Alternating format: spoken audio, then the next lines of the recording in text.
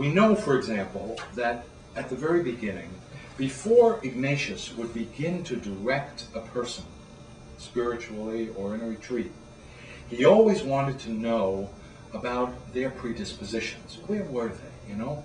Were they troubled about something? What kind of prayer life did they have? Was there some need that they had, etc.? Was there some obstacle that they were facing? Because all of these predispositions would enter into the whole process of a retreat and the way in which he would direct them. For some, he would say, simply do the first week.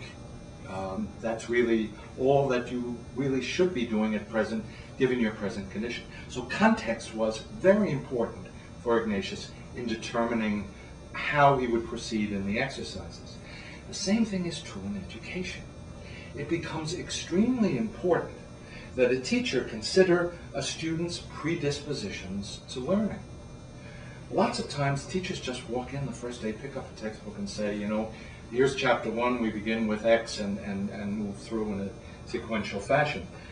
Well, there are so many other things that are going on. I mean, we hear often about young kids coming into class who find it very difficult to concentrate. Teachers get angry with them. You're not paying attention.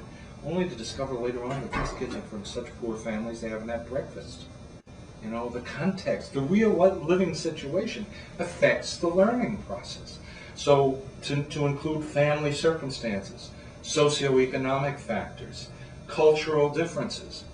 It happens very often that Anglo teachers in dealing with Latino students do not understand the cultural differences.